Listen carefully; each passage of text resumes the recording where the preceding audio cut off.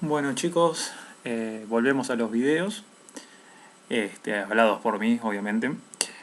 Eh, Vamos a hacer así, vamos a hablar de la década infame, lo que nos queda, que es de 1938 al 43.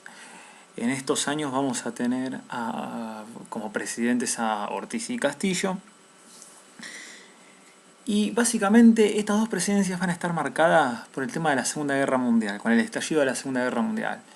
He aquí que Argentina tiene un problema, porque como ya hemos visto, Argentina se va a declarar neutral. ¿Se entiende? Al declararse neutral le trae problemas con Estados Unidos, porque Estados Unidos necesitaba el apoyo de casi toda Latinoamérica, pero en este caso Argentina se declara neutral. Es lo que ya hemos hablado un poco. ¿Se acuerdan que yo les dije que Argentina se declara neutral y va haciendo negocios con los dos lados, tanto con los aliados como los del eje, comercialmente, se entiende, ¿no? Bueno, la presidencia de Ortiz arranca en el 38 y culmina en el 42.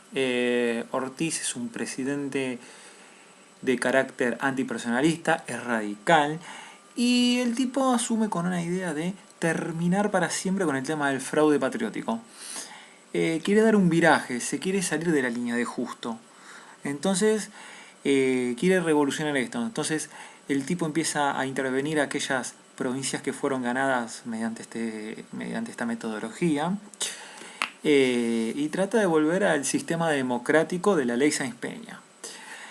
El tema de Ortiz, lamentablemente, es que no lo acompaña la salud. Tiene una diabetes que le va a ir avanzando y lamentablemente, como les dije, tiene que renunciar porque Ortiz queda totalmente ciego y le pasa el mando a Castillo.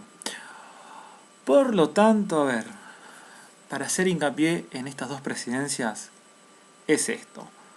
Ortiz asume con la idea de terminar con el fraude patriótico y volver al orden democrático de la ley Sáenz Peña, y declarar la neutralidad de la Segunda Guerra Mundial. Esto es fundamental para Ortiz.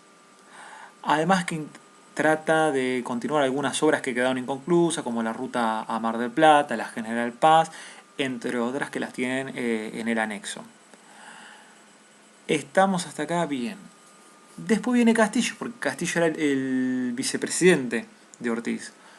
Asume Castillo y Castillo directamente no quiere saber nada con la línea de Ortiz y dice, bueno, sigue el orden conservador. No quiere saber nada con volver a la política de la ley Sáenz Peña, seguir con esta práctica del fraude patriótico. Entonces la onda de Castillo es esta. ¿Qué pasa? Otras cosas, a ver, para que lo entiendan. Castillo mantiene la neutralidad de la Segunda Guerra Mundial. Eso es una continuación que lo mantienen.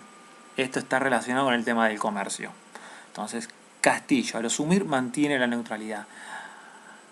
En este corto tiempo que tiene Castillo, logra hacer algunas obras. Miren, para ser exacto, lo más importante de Castillo es la creación de la flota mercantil, de la flota mercante nacional. Es como que también nacionaliza el puerto de Rosario, porque estaba en manos, creo que de un grupo económico, que ahora sinceramente no lo recuerdo. Pero lo que importa también de Castillo es que apunta a la fabricación militar, a la Dirección General de Fabricaciones Militares. Aquí se empieza a apuntar a una fabricación de índole de armamento, digamos, porque al ala nacionalista del ejército le preocupaba esta injerencia de Estados Unidos, esta presión de Estados Unidos, porque Estados Unidos en un momento le corta las, digamos, importaciones a Argentina del tema material bélico. Entonces el ala nacionalista del ejército se ve preocupado y dice, opa, ¿qué hacemos?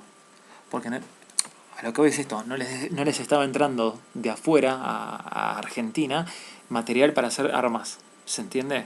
Entonces por eso Castillo crea la Dirección de Fabricaciones Militares, entre ellas las diferentes fábricas de armas que se van a distribuir en todo el país, y la más importante es la de Río Tercero, que después en la actualidad ustedes la habrán escuchado hablar, década del 90, mejor dicho, lo estudiarán el año que viene, que el presidente Mere está involucrado por un tráfico de armas y por la voladura de dicha fábrica. Retomamos a la década infame.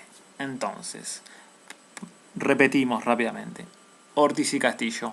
Ortiz es un antipersonalista, es radical, vuelve con la idea de la ley Sáenz-Peña, o sea, de retomar el orden democrático y de terminar con el fraude patriótico.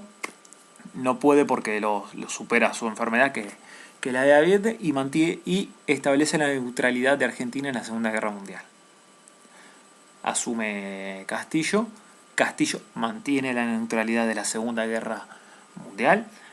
Y lo que importa es esto: el tema de las direcciones, de la dirección de las fabricaciones militares. ¿Estamos?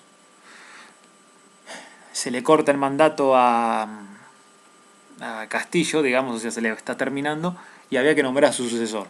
Y este propone a Robustiano Costa, que era un señor que tenía muchas tierras en el interior del país, pero había un ala, reitero, aquí es que lo vamos a ver, había dentro del ejército una interna que no quería saber más nada con este tipo de políticas. A ver, obviamente cuando veamos el tema en sí, que esto me estoy refiriendo al golpe del GO, que vamos a ver por qué se hace este golpe, digamos. Hay mucho tema, está todo muy relacionado con el tema de la Segunda Guerra Mundial. Y no me quiero olvidar de dos cosas de la década infame. Con la década infame de 1930 al 43, con el tema de la sustitución de importaciones, ¿se acuerdan el ISI? Se produce las migraciones internas. Esto es, que viene el flujo de gente desocupada del interior, o sea, del campo a la ciudad. Y aquí se van a dar la concentración de población en 3 ciudades o 3 provincias importantes: Buenos Aires, Rosario y Córdoba. Estamos, Rosario, Santa Fe, ¿eh? Y aquí aparecen las villas miserias, la aparición de las famosas villas miserias.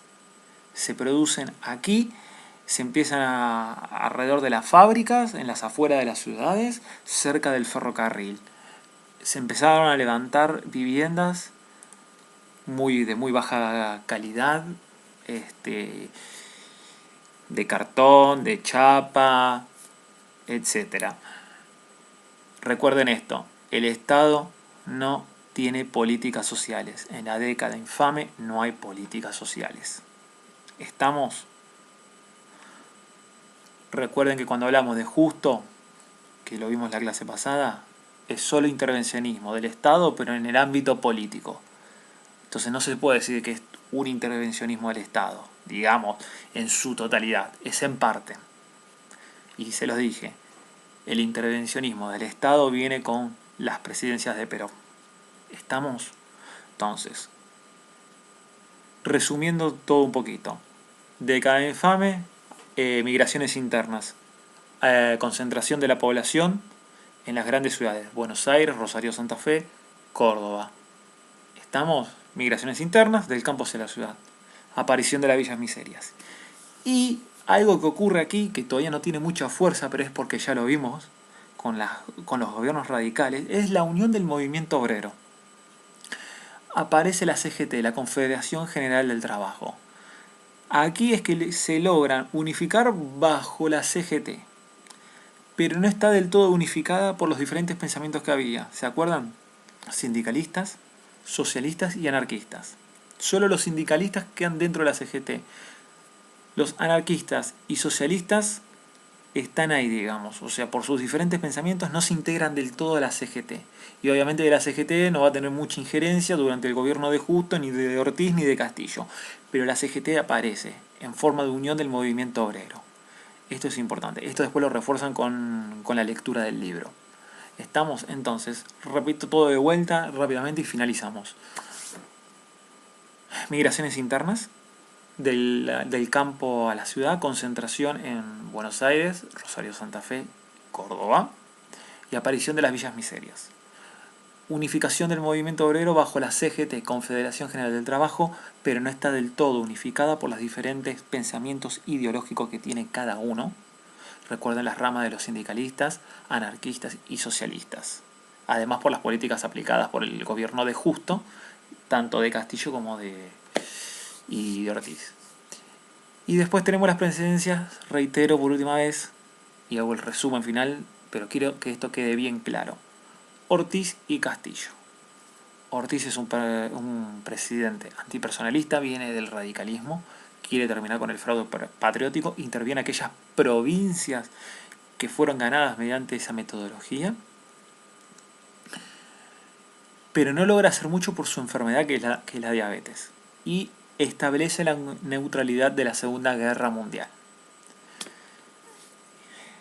Renuncia Ortiz, asume Castillo, Castillo mantiene la neutralidad y crea la Dirección de Fabricaciones Militares. Y después tiene que nombrar a su sucesor, que es Robustiano Costas,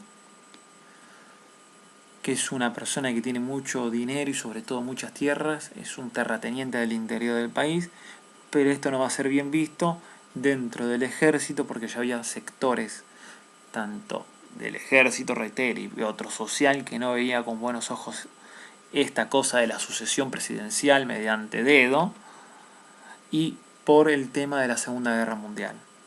Y se produce el golpe de Estado del 43. Entonces, esto quedó así. ¿Estamos? Leen el libro, leen el anexo, se imprimen la guía ya la tienen, y nos vemos el miércoles en clases. Chao.